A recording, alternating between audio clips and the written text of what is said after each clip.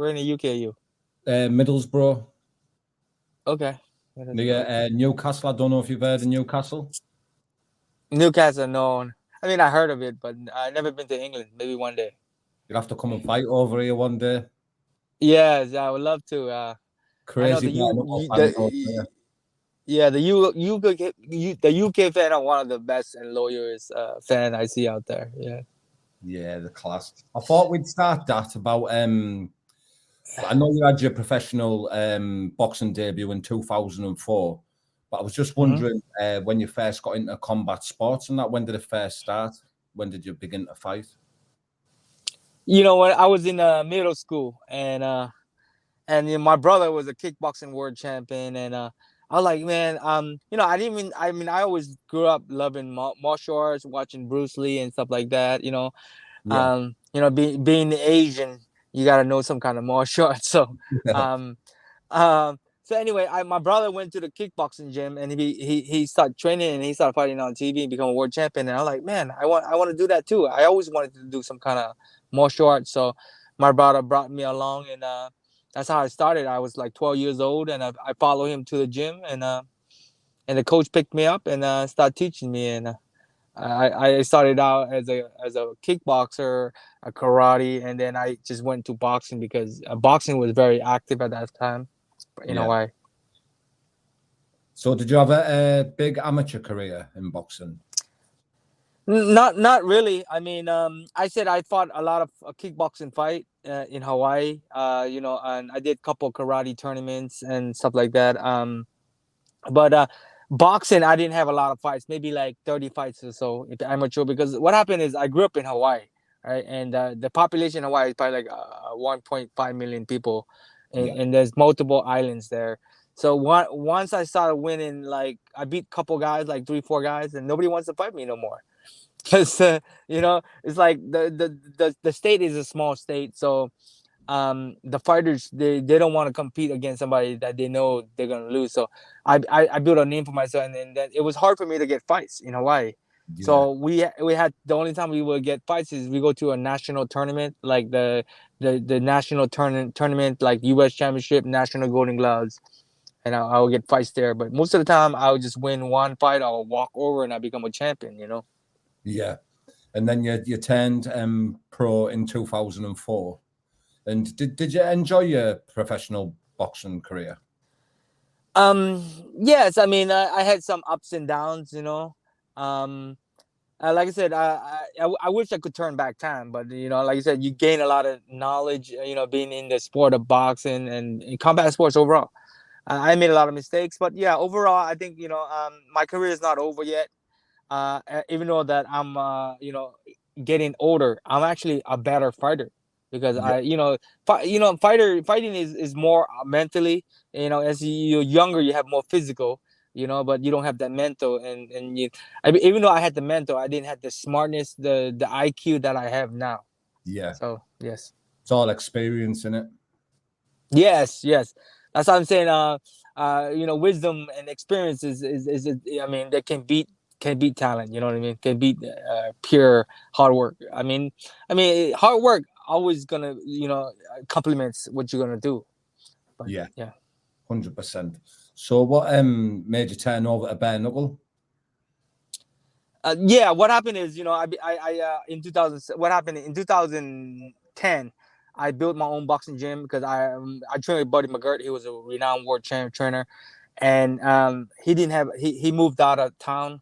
I live in Vero Beach. I moved here in 2004 to train with Buddy McGirt because I had two options, right? So I didn't have a manager, a promoter, so I had two options: either to train with Freddie Roach, Buddy McGirt, and Buddy was trainer of the year at that time.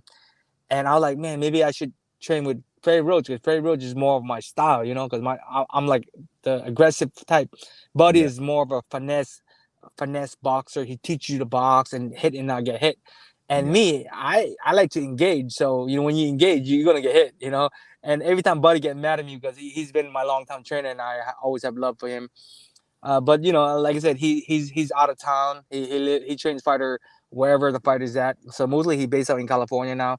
But so I'm in Florida. I came here in 2004 to train with him, and when in 2010 he started to move out of town and train fighters like everywhere else. I didn't have a gym. I couldn't travel with him, so I opened my own boxing gym. And then when you don't have a trainer or promoter, a manager, they call you out of the blue. So that's why I wasn't very active at that point. I only fought like 3-4 times during the 10 year. What 3 or 4 times in 10 years? Yes, yes. So Wow. basically, I'm still a very, very fresh fighter. Even though I spent 6 days a week in the gym as a trainer. I teach people boxing fitness, and I was trying to get a fight, and I couldn't get a fight because the promoter, if they know you in shape, they're not gonna let you fight their guy because they don't want you to come in to beat their guy. So they will call you out of the blue, and then you take a short notice fight, with a 4 week notice against an undefeated kid. And I took those fights, so that's why I had those losses. But in my heart, I thought I won those fights. But when you're fighting the guy in his hometown and he's undefeated, you have to knock him out to win. So Yeah. in my last fight, in 2017, I fought a 22-0 kid, Miguel Flores. They was building him as the next superstar from Premier Boxing Championship, and they was gonna overlook me, and they took me, and I took the fight in short notice, 4 weeks, and I came in and knocked him as a like 50-1 underdog. And after that, I thought I was gonna be able to be more consistent and be more active, but I just never got another call. Yeah, it's a shame because there's a load of fighters with talent and they just can't get the fights. Like Yeah. remember like Rigondo? Like he Right. couldn't Right. Yeah. fight no one, could he? Like no, he couldn't get the fights with nobody. And what like a great Mm-hmm. boxer he was.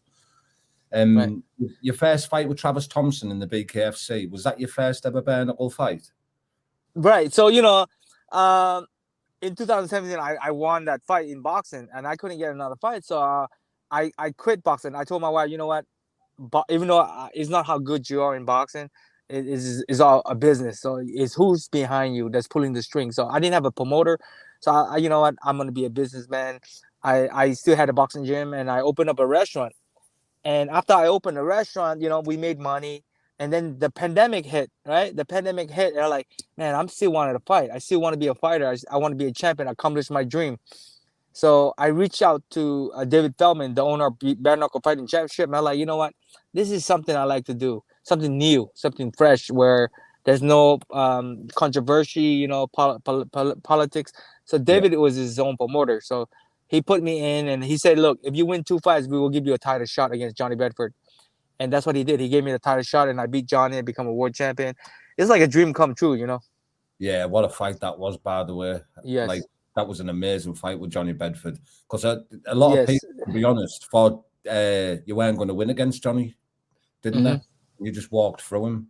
Proper entertaining Mm-hmm. fight. I loved it. Well, all your fights are really entertaining, to be honest. And we'll get on to Yeah. Louis Palomino, another Mm-hmm. fight I watched. And I'm not just saying it because I'm doing a video with you now, but I genuinely did think that you won that fight. Mm-hmm. Is there any rematch in the talks or anything?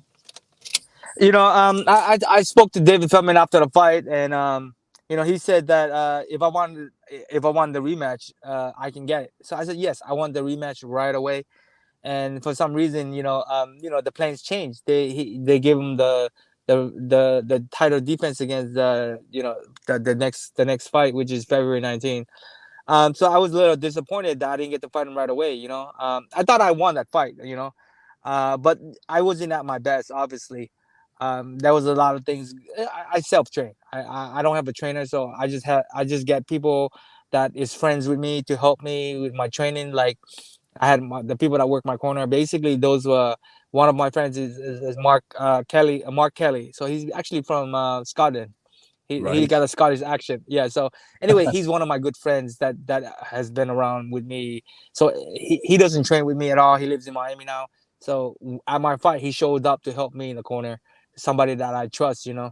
And then Ruben was the big guy that was working my corner. He was one of my friends for a long time. So he basically helped me, with the water. And I remind him. I said, look, during a fight, you gotta remind me. I want you to tell me this thing. So I know I already visualize how the fight is gonna happen, and I need them to remind me. And obviously he didn't remind me what I wanted him to do. So, Yeah, but that the last fight, yeah. So I mean, Palomino, I think it was between me and him the two best fighter in the whole company. He's a veteran, but I thought I beat him, so I become the face of bare knuckle. yeah, Um, but they didn't give me the decision because I think there's a lot of things that is involved there. yeah. Well, I was really shocked. I'd love to see the rematch. Like, are you still the current champion in the BKFC then at lightweight?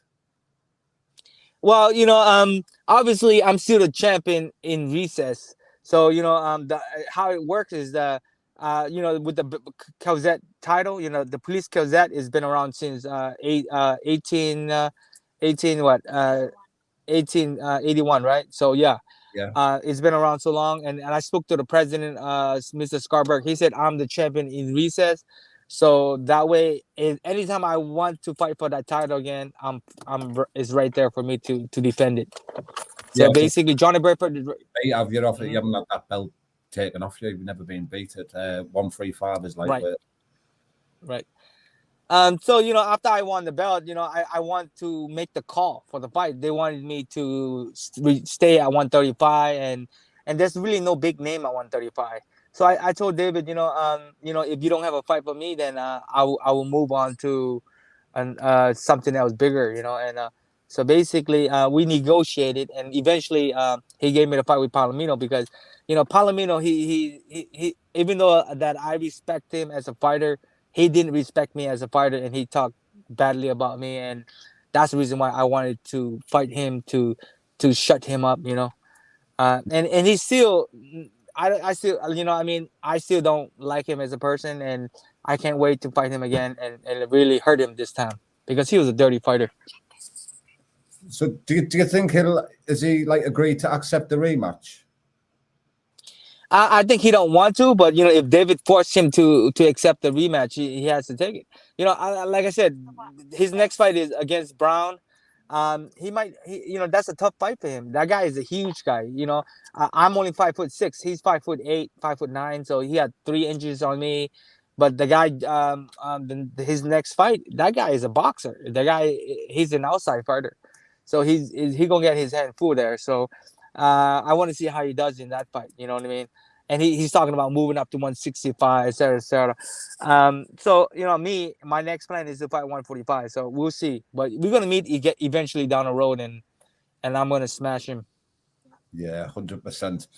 Before we go, mate, I'm just wondering if there's anything that you want to tell the followers, or is there any shout outs you want to give? Because I know you're a bit of a busy man and you've got to be places. Yes. Here's my wife right here. She wants to join in. Yeah, all right. But yeah, we in the car. Yes. So yeah, I want to thank all the fans out there, especially the UK fan. You guys have been so awesome and showing me so Tell much them love. I be in your corner. So they're not And next time. my wife said, since I don't have a trainer, man, so she's gonna be the trainer woman. Then she's gonna be working my corner, and I tell her, look, you have to remind me what I need to do in the ring, because when I'm in there and in the heat of battle, I might forget what I'm doing, and that's the thing. She need to remind me, like just being smart in there, using my head movement, and like the fight with Palomino, I forced the fight too much. I forced the fight, and instead of chasing him around, I wasted a lot of energy. You Yeah, know, I could have just said, look, be like Johnny Bedford and point to the center of the ring and say, look, come to me, because because he didn't want to engage. that fights. It's normally Johnny doing that to everyone in it, and you turned on him. That's Yes, yes, it was class quality. yeah, yeah. I should have done that against Johnny, against Luis Palomino, because every time I got close to him, he started running. He started running. You know what I mean? And like I said, I could have made that fight a lot easier. So like if the rematch comes, and plus I haven't fought in 10 months. Yeah, He's been fighting very actively, and when you haven't fought in a while and you train by yourself, you only got like 6 weeks to train for a fight. And during that fight, I hurt my back. I hurt my back like 3.5 weeks before the fight. So I basically stopped training, because if I kept training, I couldn't train. I couldn't even touch my toes.